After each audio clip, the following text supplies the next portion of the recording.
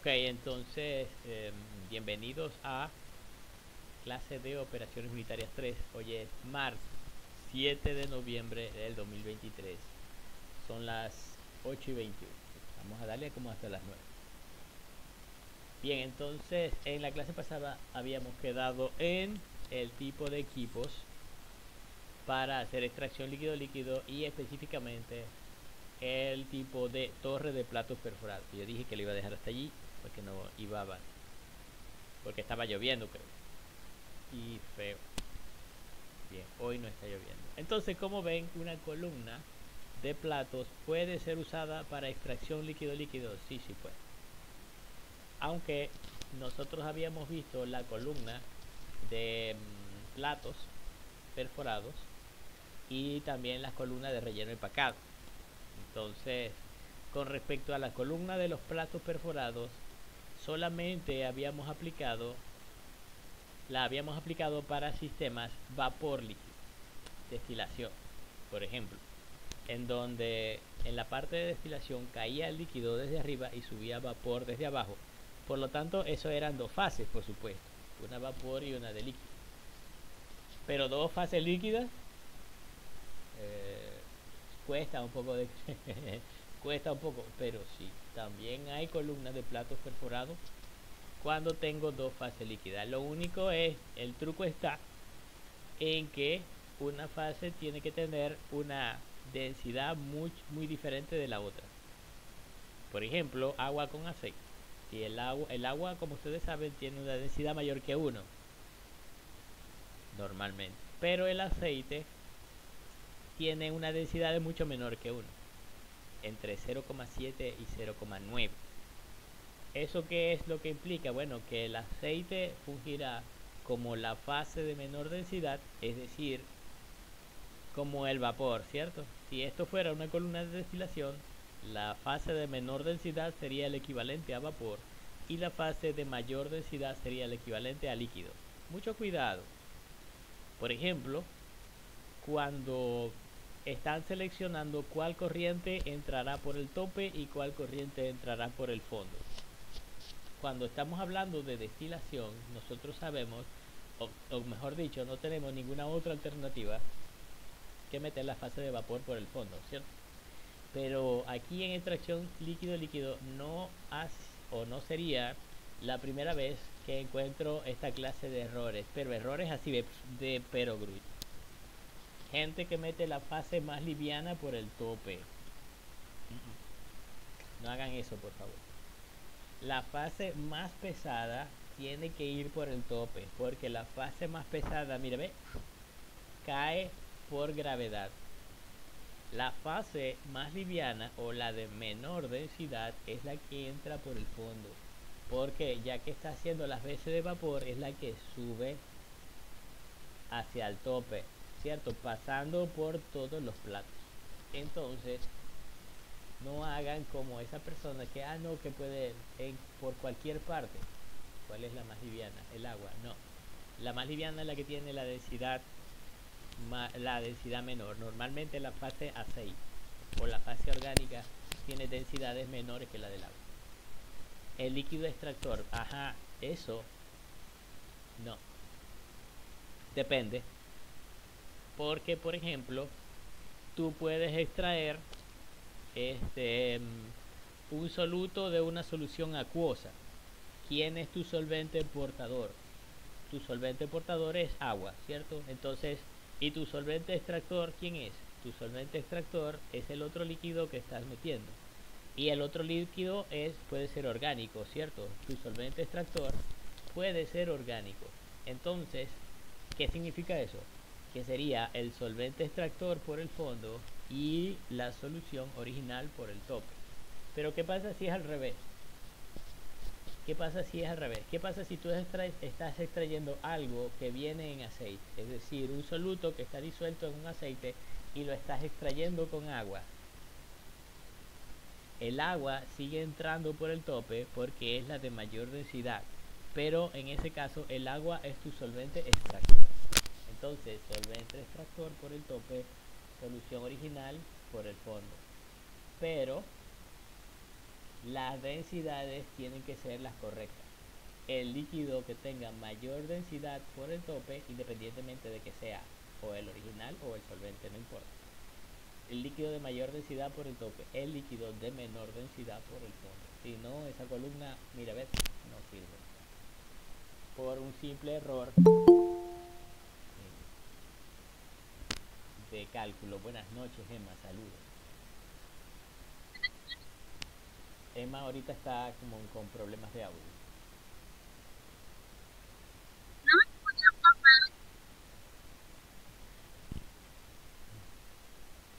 Suenas muy lejos, Emma. Suenas como, no sé, metálico.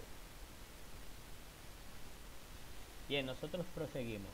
Disculpa, Emma puede seguir interactuando con nosotros a través del chat del grupo. ¿Qué pasa cuando tengo una columna de leche empacado? Pues lo mismo que pasaba antes, solamente que aquí debemos tener cuidado de seleccionar el empaque de tal forma de que no interfiera con cuando los dos líquidos se están mezclando. Ojo, recuerden que para que la extracción líquido-líquido sea efectiva, los dos líquidos deben ser parcialmente miscibles. Lo mejor sería que fueran completamente miscibles, pero normalmente no hay una forma de lograr dos líquidos completamente invisibles. Parcialmente visibles está bien.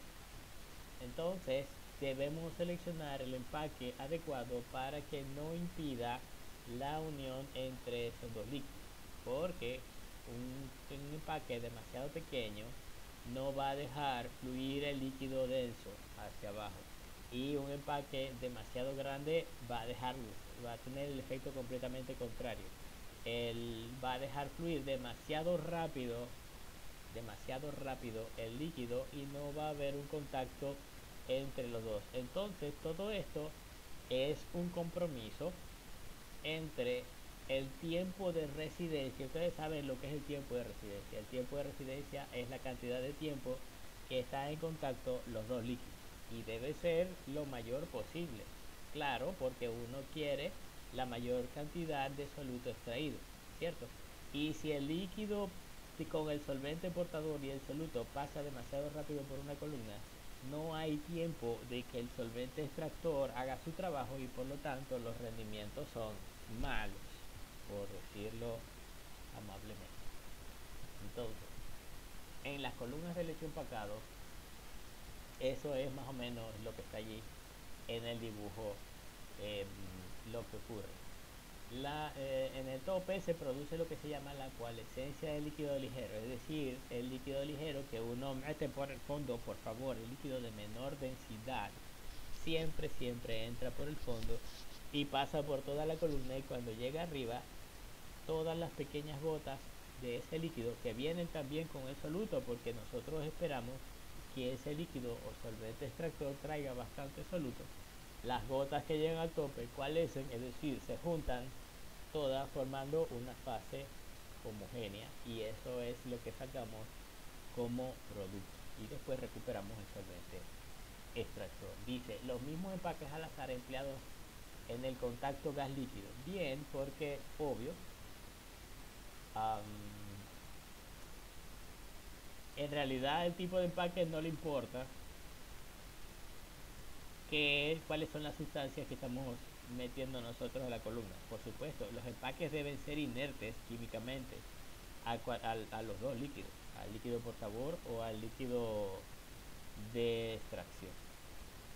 Lo único, obviamente, es que, como ya dije, debe uno seleccionar un tamaño adecuado para evitar el problema de, como se dice, de dejar pasar demasiado rápido el líquido denso y no tener suficiente tiempo de retención. Lo del tiempo de retención en las columnas que vimos antes, en las columnas de platos, no hay ningún problema, porque eso está garantizado, que hay suficiente tiempo de retención para el contacto entre los dos líquidos, porque el líquido denso se encuentra con el plato, luego se derrama de ese plato, cae al otro plato, luego llena, luego se derrama de ese plato, etcétera, etcétera.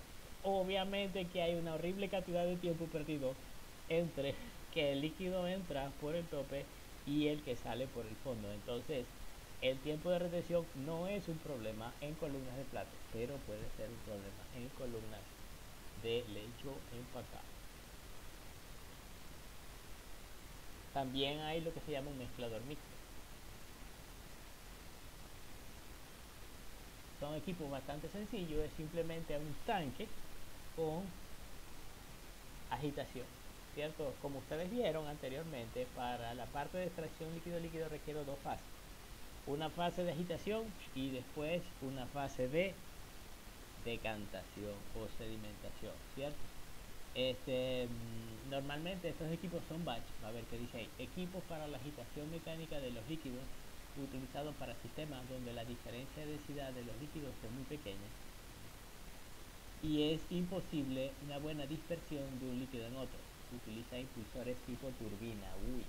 Bien, los impulsores tipo turbina se utilizan para un buen mezclado. Es como una licuadora, ¿cierto? Cualquiera que haya usado una licuadora sabe que más o menos ese es el funcionamiento. Necesito que los dos líquidos queden bien mezcladitos.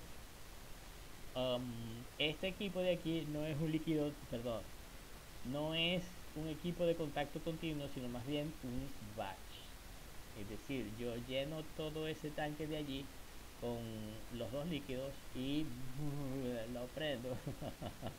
Lo agito bastante, se mezclan bien los dos líquidos, luego apago el motor y lo dejo reposar hasta que se forme la separación de las respectivas fases. Ok, y después entonces separo una fase, la saco por arriba, otra fase la saco por abajo, etcétera. Pero no es de contacto continuo, ok.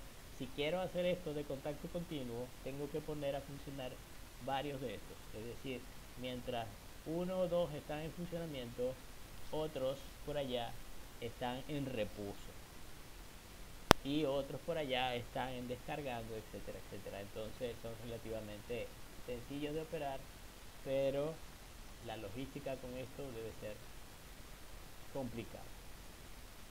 También están los discos de columnas rotatorias, ¿cierto? Equipos para la agitación mecánica de los líquidos utilizados para sistemas donde la diferencia de densidad de los líquidos es muy pequeña también y es imposible una buena dispersión de un líquido en otro. Los discos rotatorios giran a velocidades más altas que los impulsores tipo turbina. Bien, discos rotatorios son básicamente pequeños discos que van girando, ¿cierto? ¿Por qué? Bien, eh, resulta que eh, de nuevo, volvamos al ejemplo de la licuadora. Ustedes han visto que la licuadora tiene unas, ¿cómo se llama? Cuchillas, ¿cierto? Me acordé porque a mi mamá le compramos de esas cuchillas recientemente porque las viejas estaban completamente melladas, casi no hacían nada. Y bueno, está contenta la señora con su licuadora nueva. Bien, entonces resulta que estos señores de aquí no utilizan unas cuchillas cortantes. Bueno, sí utilizan. Los discos son cortantes, ¿ok? Y esto se utiliza normalmente para eliminación de ciertas cosas como grumo. Ustedes no han visto que cuando mezclan los líquidos a veces uno se empelota. ¿Por qué? ¿Por qué significa eso? Ustedes no han visto cuando hacen café con leche. Es como que se coagula. Ajá. A mí me pasa cuando hago café con leche, que tengo el café, le agrego la leche y si no las mezclo se empelota la cosa. ¿Por Porque qué? hay una que es más pesada que otra, ¿no? Hay proteínas, cuando utilizan leche completa, hay ciertas proteínas que reaccionan con el calor y se degeneran o se desnaturalizan. A lo que se desnaturalizan, salen, se coagulan, como dice Alejandra. Y esto es un fenómeno que, por ejemplo, en el café con leche no importa mucho, pero en un proceso de extracción líquido-líquido sí que importa. Entonces, para evitar esa clase de cosas y que produzcan unas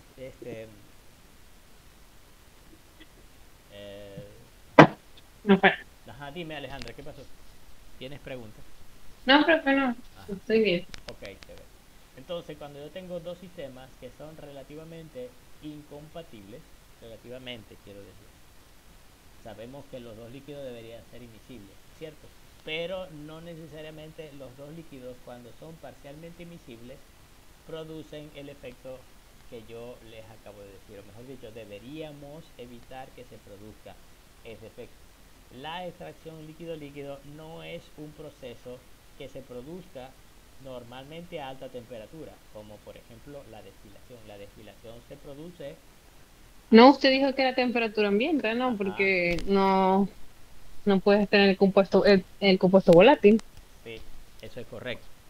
Pero se sorprenderían porque algunas extracciones líquido-líquido se hacen entre 35 y 45 grados centígrados. Eso es también, porque yo dije que nosotros íbamos a hacer los cálculos a temperatura ambiente. Pero, ¿qué pasa? Que ustedes saben que todo también depende de las propiedades físico-químicas de la sustancia. Y resulta que la viscosidad de los líquidos es una propiedad muy importante cuando estoy haciendo extracción líquido-líquido. Muchos líquidos, ellos disminuyen su viscosidad porque es función de 1/T. Entonces, al aumentar la temperatura, la viscosidad disminuye y se puede mezclar, puede fluir mejor. La cuestión con la extracción líquido-líquido es que yo no puedo tener un líquido demasiado denso, demasiado viscoso, porque no lo puedo mezclar bien, etcétera. Entonces tengo que aumentar un poquito, aumentar la temperatura en esos casos, ¿cierto? Entonces, bien, nosotros vamos a hacer todo nuestro diseño de extracción líquido-líquido a temperatura ambiente, 25 grados centígrados. Bueno, la temperatura ambiente de Maracaibo son como 35, como 35 grados centígrados, pero nosotros vamos a hacer a 25, porque la mayoría de los datos físico-químicos en ELL están a esa temperatura. Y hay otros, no veo la, no ves la presentación. ¿Ustedes muchachos están viendo la presentación? Hello, hello. Sí, profe. Sí. Debe ser algún problema con el video de Alejandro. Ah. Bien, extractores centrífugos son útiles para líquidos de diferencia de densidad muy pequeña y donde se requiere tiempos de residencia cortos. Normalmente el tiempo de residencia para un extractor líquido-líquido es largo. Entonces esto es poco común, ¿cierto? Como en algunas aplicaciones farmacéuticas. Ajá. Cuando uno tiene cuando uno está haciendo un bioreactor farmacéutico, uno espera un determinado cantidad de tiempo, es decir, el proceso es como si ustedes tienen el reactor y lo cargan con sus respectivos principios activos y lo cargan y esperan a que la reacción se produzca. Eso lleva un tiempo. Se lo mezclan bien mezcladito, lo van calentando lentamente, se produce la reacción y tienen su producto. Pero en el momento de que el producto sale, tienen que, mire, separarlo rapidito. Entonces, muchas veces se pone esta clase de separadores centrífugos para que la extracción líquido-líquido sea más expedita, más rápida, ¿cierto? Y tener el producto rápidamente listo. En el caso de los productos farmacéuticos, si te tardas mucho se va a degradar y se va a descomponer y ya no te va a servir. Por eso es que necesitas separar esto de fase relativamente rápido.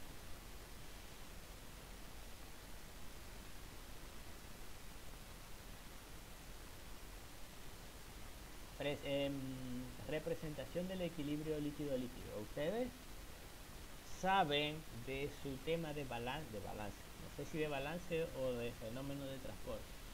Lo de la regla de la fase. La regla de la fase es una ecuación que te permite saber cuántas variables tienes que especificar para que un sistema tenga. Dime, Valeria. No, profe, perdón. Jeje. Ajá. También estaba jugando y de repente pusiste el dedo donde no. No, no. Ujú. Bien, la regla de la fase es una ecuación que te permite saber cuántas variables tienes que especificar para que el sistema tenga solución. Por ejemplo, fíjense que la ecuación es f, número de fase, es igual a c, perdón, f son los grados de libertad. Grados de libertad, es decir, el número de variables, es igual a c, el número de componentes, menos p, el número de fases, más 2. Si en un sistema de extracción líquido-líquido, obviamente tenemos 3 componentes ABC, menos 2 fases, más 2 es igual a 3. Entonces, en un sistema de extracción líquido-líquido, tenemos que especificar 3 variables para que esto tenga solución. Normalmente, la temperatura y la presión son variables ya especificadas. ¿Qué presión? Presión ambiental, la mayoría de los casos. ¿Qué temperatura? 25 grados centígrados, la mayoría de los casos. Por lo tanto, tenemos que los grados de libertad es 1. Es decir, que para que podamos resolver un problema de extracción líquido-líquido, solamente tengo que especificarles una sola cosita y ya todo el resto debería salir por solución de ecuación.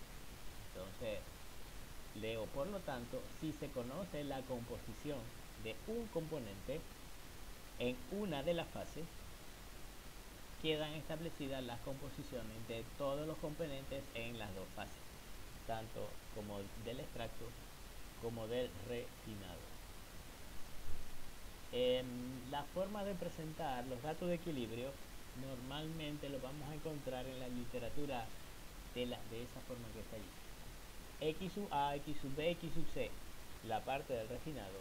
Y en el refinado ya ustedes saben que es el componente o la fase que es rica en A. A es el solvente original o un solvente portador. Y el extracto, ya saben que es la corriente rica en solvente extractor o rico en B. También se representa pero como YA, YB, YC. Y una línea de... Ustedes saben lo que es una línea de unión. Ustedes ya vieron físico-química, ¿no? ¿Cierto? O sea que saben...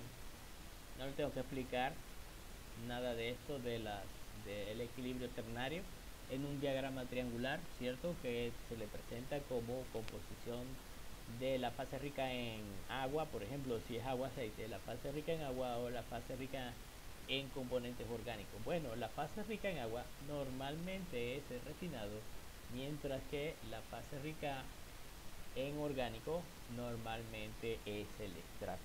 Y ellos están unidos precisamente por una línea de unión. La línea de unión es la línea que une las dos partes de la misma curva, la del lado del extracto con la del lado del refinado. Okay, esa línea de unión es importante porque te dice la composición de ambas fases, conocido solamente una de las variables. Aquí un ejemplo del Ferri dice, son los datos de equilibrio del agua, ácido acético, metil isobutilcetona a 25 grados centígrados y una atmósfera, porque ustedes saben que la presión en realidad no afecta en mucho la parte del líquido. Dice el porcentaje en peso del refinate, o sea, del refinado. El porcentaje en peso del refinado es del soluto, ¿cierto? Normalmente el soluto, y el refinado es el que es rico en el solvente portador. Como yo lo veo, el solvente es agua. Fíjense donde dice water. Alejandra está estudiando inglés, excelente, o sea que ella debe entender todo. Water es el solvente original, por lo tanto viene del 98, 95, es rico en agua, por lo tanto el refinado. Y luego tengo acetic acid. El ácido acético es el soluto. Sí. 0, 2, etcétera, etcétera. Va aumentando su composición. Y en la tercera columna tengo MIBK, es methyl isobutyl ketone. En inglés, methyl isobutyl ketone es metil isobutilcetona. MIBK. Y por supuesto, eso sería el solvente extractor. Por supuesto, el solvente extractor es muy pequeño. Profe, Inicialmente, lleva, ¿cuál es el solvente extractor? methyl isobutyl ketone. O sea, metil isobutyl ketone. Ok. Ok. Les repito, ¿cómo es la nomenclatura que ustedes encuentran en los libros? La nomenclatura es la siguiente. Solvente A. Soluto Profe, C. aquí Y soluto es solvente. el ácido acético. El soluto es el ácido acético. ¿Y ¿No? cómo yo sé cuál es el solvente y cuál es el soluto? Porque te estoy diciendo cómo se dice más o menos la nomenclatura de cómo se representan los datos de equilibrio.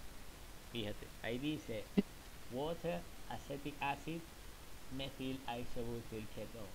O sea que ahí te están diciendo cuál es el orden. En la misma tabla, donde dice tabla 1.5, te dicen el orden. En donde agua es un solvente, metil isobutilcetona es el otro solvente, y el que está en el medio es el soluto. En el medio de los dos, porque hay un coeficiente de reparto, mejor dicho, hay un reparto del ácido acético que es soluble en agua y también es soluble en metil isobutilcetona. Pero el agua y el metil isobutilcetona no son solubles entre ellos.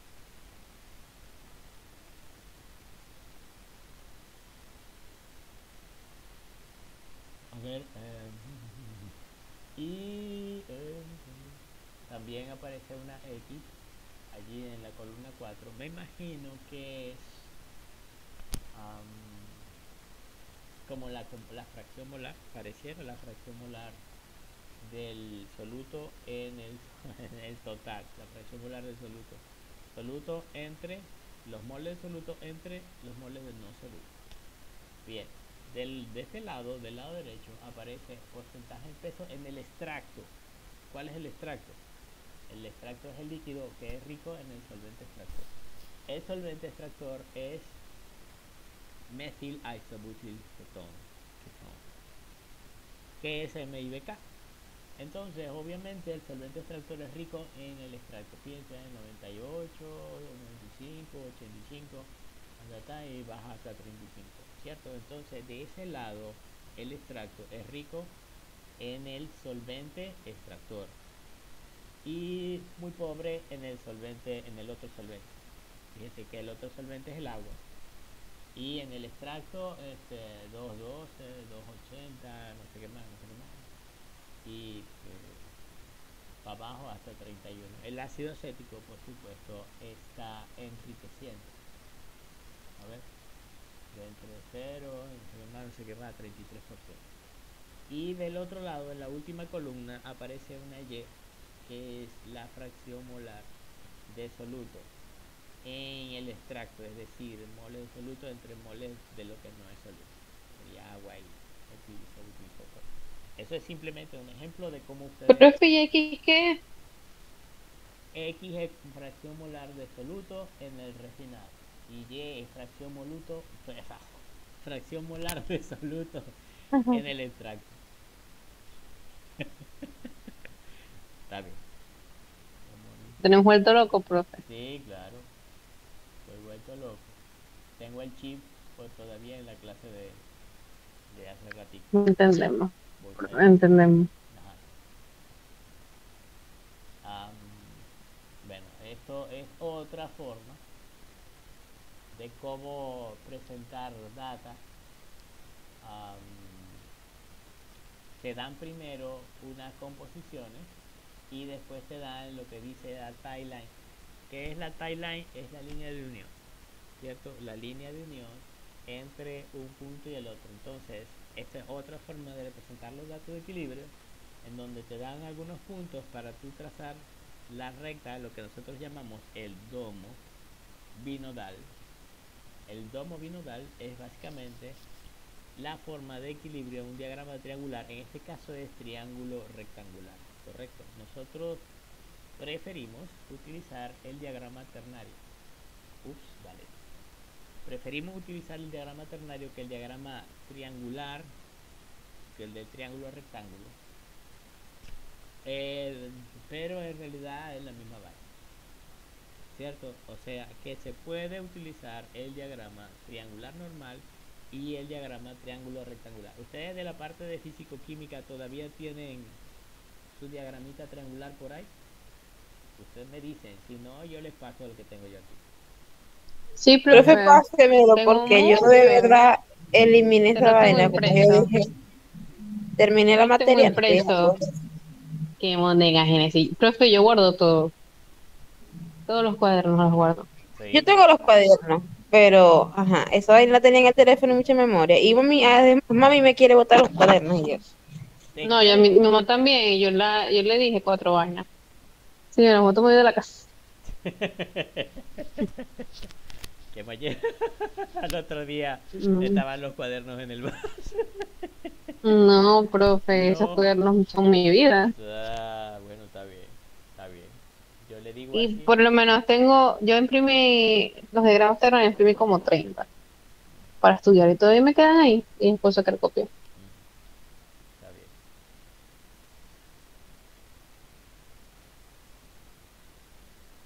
Bien, entonces algo. Profe, lo que sí recuerdo es que en el diagrama ternario, Ajá. obviamente eso varía porque ajá, si yo lo imprimo grande y Génesis lo tiene pequeño, obviamente ajá, cuando uno va a trazar con las rectas, Ujú, esto varía, ¿verdad? ujú. Bueno, aclarando. Claro. A ver, ya va un momento. Voy a ver qué es lo que tengo por aquí de extracción líquido-líquido. El diagrama triangular. L. Ok. Voy a dejar de compartir este momento. Le voy a mostrar qué es lo que tengo yo lo tengo en Excel.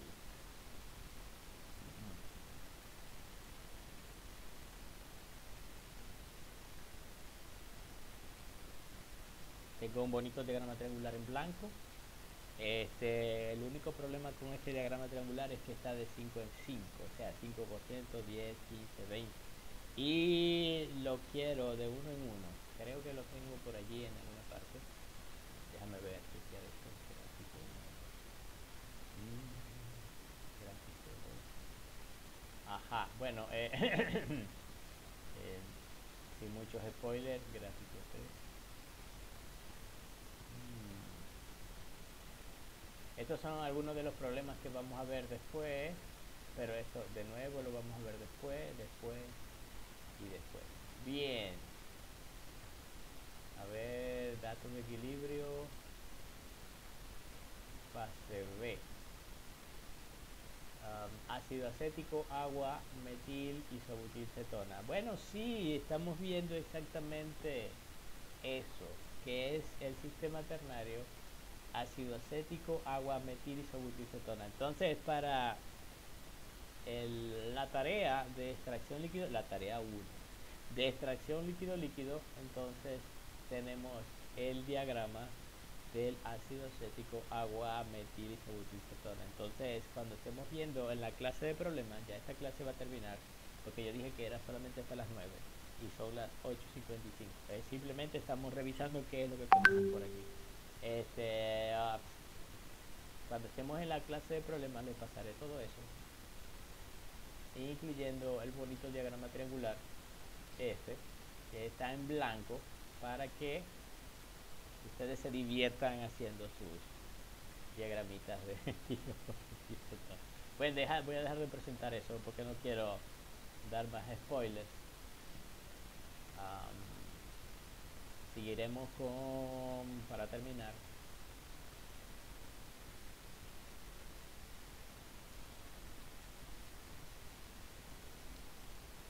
Bien, esquema de notación. A ver, ¿cuál era la anterior? La anterior, ok, este era el diagrama triangular rectangular de el sistema agua, agua, ácido acético, metil, isobutilcetona. Bien, esquema de notación, en donde A es el componente que acompaña al soluto. el solvente original o solvente portador. B es el solvente de extracción y C es el soluto. Número 2. Se utilizan las mismas letras para indicar la cantidad de una solución y su ubicación en el diagrama de fase.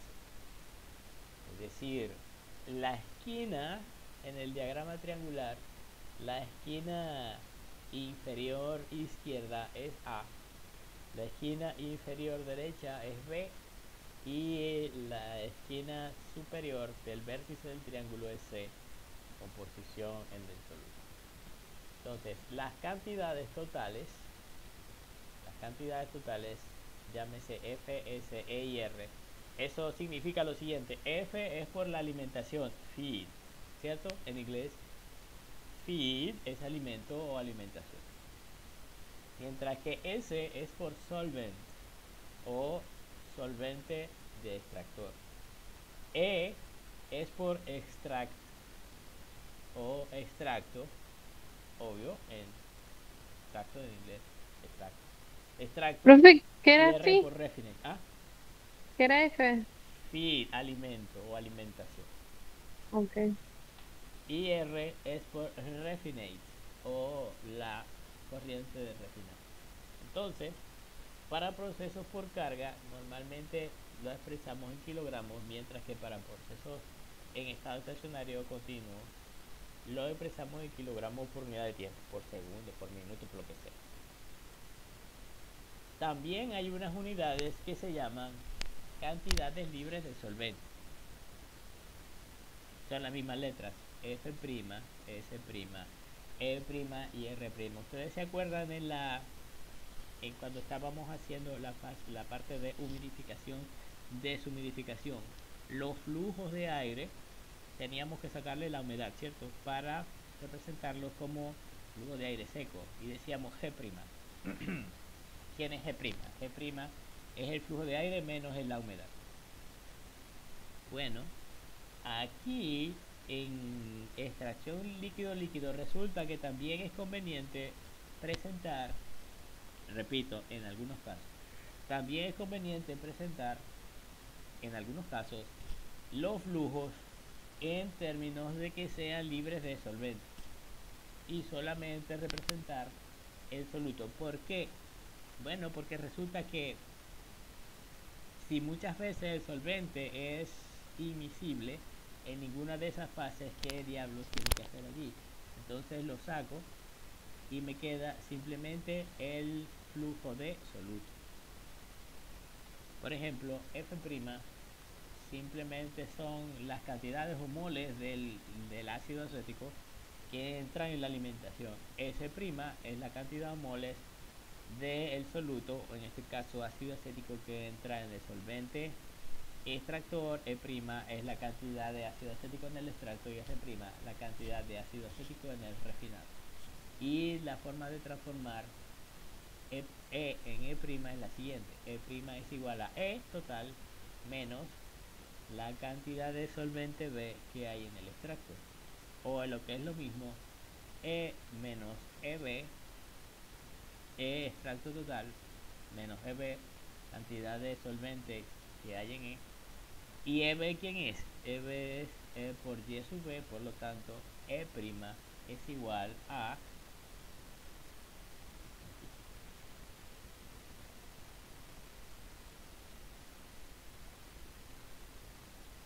Ahí lo que le estoy haciendo es quitando el agua,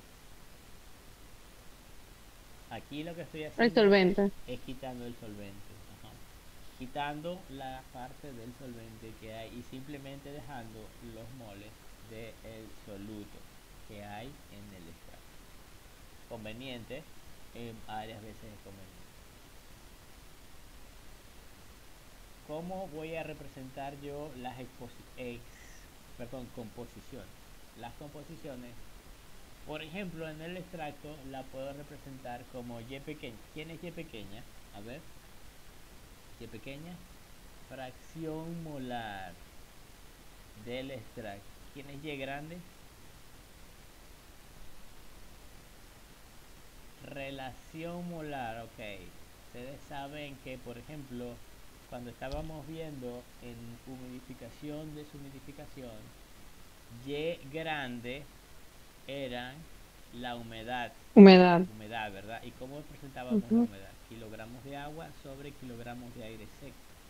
Profe, lleva Y es que chiquita. Rela chiquita, fracción molar. Ujú. Y grande es relación molar, es Sí. decir, moles de soluto entre moles de no soluto. Y Y prima chiquita es fracción molar sin solvente. Ajá, eso es correcto. Y NC se llama coordenadas de Janeque. Eso es completamente nuevo para ustedes y solamente se aplica aquí, en extracción líquido-líquido. ¿Cómo se llama? Coordenadas de Janeque. Ujú. Resulta que las coordenadas de Janeque son moles de solvente entre moles de no solvente. Es extraño y solamente, repito, se aplica aquí en extracción líquido-líquido, porque hay un sistema o una forma de calcular el número de etapas en coordenadas de Janeque, que no tiene mucho que ver con la parte del diagrama triangular. A mí me parece que las coordenadas de Janeque pueden ser confusas a veces. Y bueno, a alguna gente le parece genial. A mí me da igual. A mí me parece genial ver los triángulos como se están formando, pero a muchas personas que están acostumbradas a métodos como el método de McKay, Thiel, el método de Pochon-Savary en destilación prefieren las coordenadas de Janeque porque de alguna forma son más fáciles que los triángulos. Bien.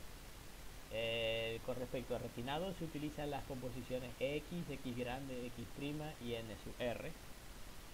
En la alimentación Z, Z grande, Z' y N sub F, y N de solvente, Y de solvente, Y grande de solvente, Y' de solvente y N de solvente.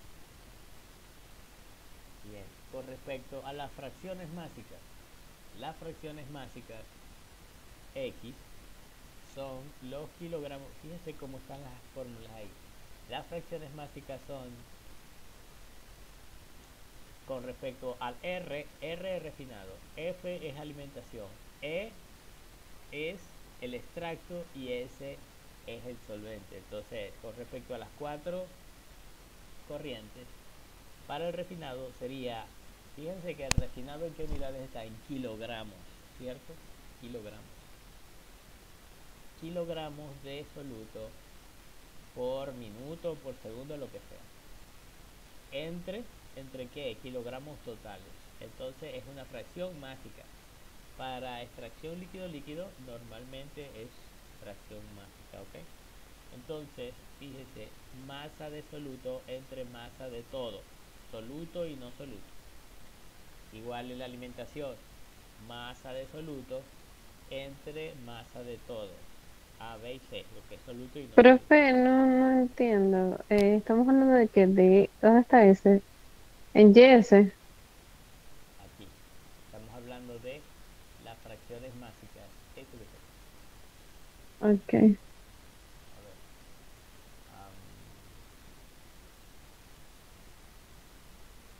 ya te lo estoy marcando. Entonces, las fracciones mágicas es algo que ya ustedes vienen trabajando desde hace mucho tiempo. Desde química 1, química 2. ¿Qué es una fracción mágica?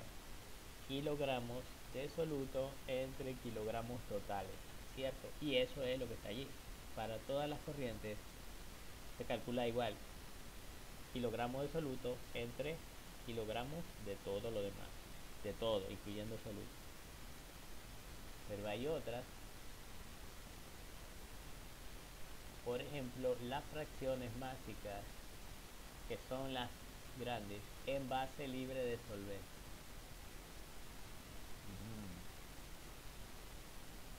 Márcatelo. Como ven en las ecuaciones, fracciones mágicas en base libre de solvente se calcula de la siguiente forma. Kilogramo de soluto entre kilogramos de todo menos solvente.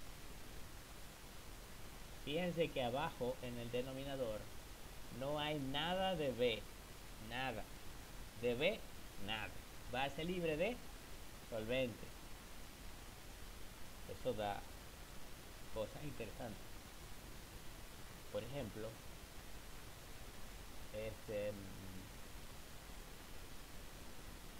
¿cuánto valdría el solvente puro? ¿Cuánto valdría la composición de solvente en una base libre de solvente? ¿Cuánto vale la composición de solvente S en una base libre de solvente? Ahí te lo están midiendo, ¿viste?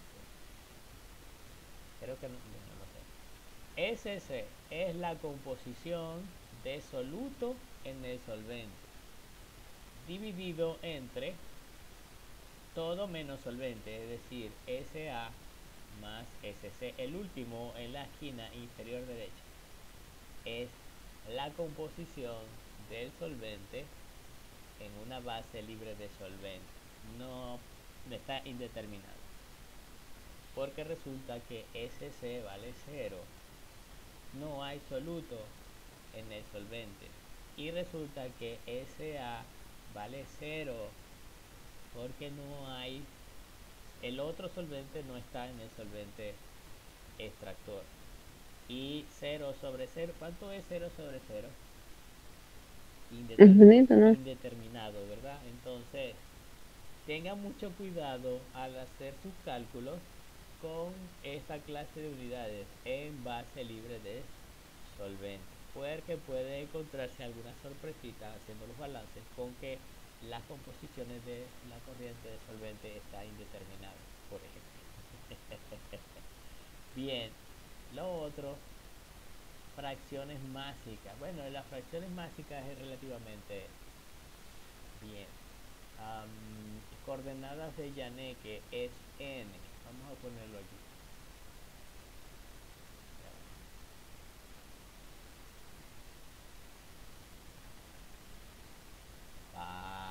Pues señor.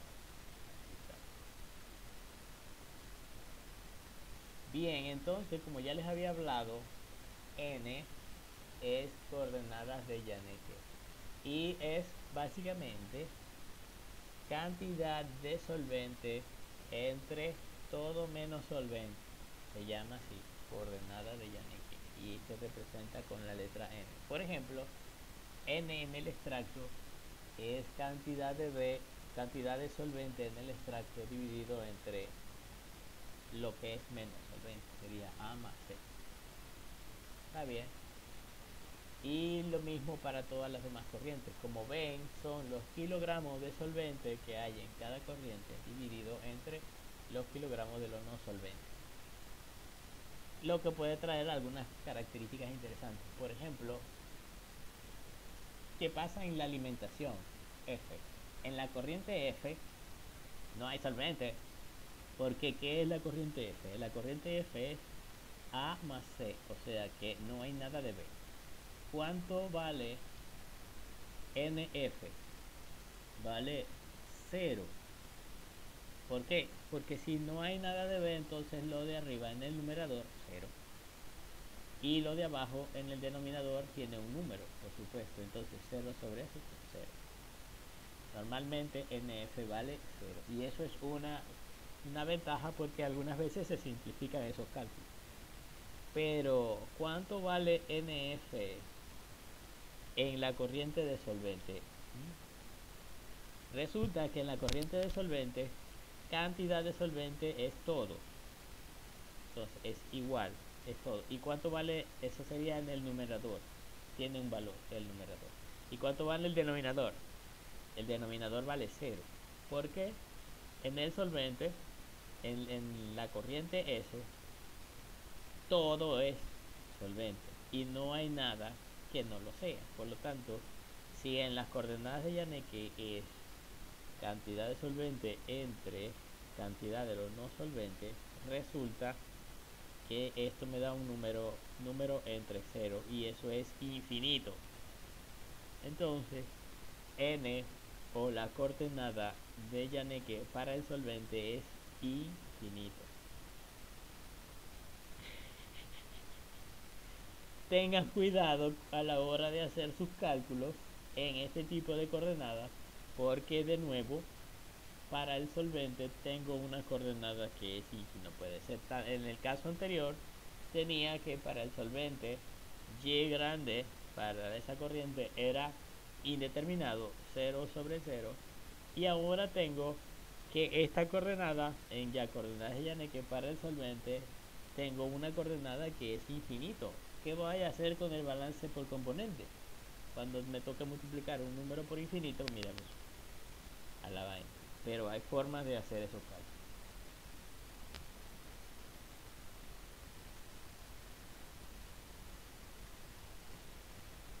Cuando yo tengo dos líquidos que son completamente invisibles, es a veces útil utilizar un tipo de coordenada llamada envase libre de soluto. Es decir, ¿cómo calculo yo esa composición? Tiene el prima, ¿cierto? La composición es la cantidad, llamémosle, dime, kilogramos de soluto entre los que me tengo que... Bueno, dale, yo iba, se me fue la luz, ya yo iba a terminar la clase igual.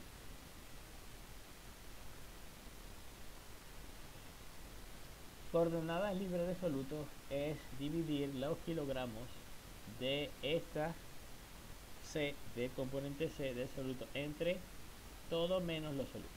Todo menos el soluto, es decir, entre los dos solventes. Y como ven allí, son esas ecuaciones que se utilizan para esto. Son útiles cuando ves invisible. Bien, ya para la semana que viene, para la semana que viene no, para mañana tenemos clases, ¿cierto? Podemos ir empezando a hacer los ejercicios de los diagramas triangulares con lo que ustedes ya conocen de esto. Bien, nos despedimos. Voy a dejar de presentar. Chao, profe. Chao. ¿Preguntas? ¿No? No. ¿No? Profe, Ajá, dime. ¿me escuchas? Sí, te oigo, dime, Emma. Profe, yo hoy en la noche le termino de pasar los dos ejercicios que tengo pendientes. Uno ya lo terminé, pero no lo he subido. No sé si usted se dio cuenta de que ya yo subí dos. Sí lo notó, le llegó el mensaje. Yo no sé cómo hago eso, porque que usted dijo que era por Drive. Bueno, yo lo subí 2 veces en el formulario y allá también, por si acaso. Cualquier cosa, si me hace falta algo, yo me pondré en contacto contigo. Emma, me hace falta esto. Sí, me faltan son los otros dos. Uno no lo he subido porque estaba esperando terminar el otro para subirlo. Y una cosa que íbamos a preguntar, porque esto es culpa suya que no nos dio diseño. Voy a dejar de grabar, Emma, porque ya era hora de tener grabación.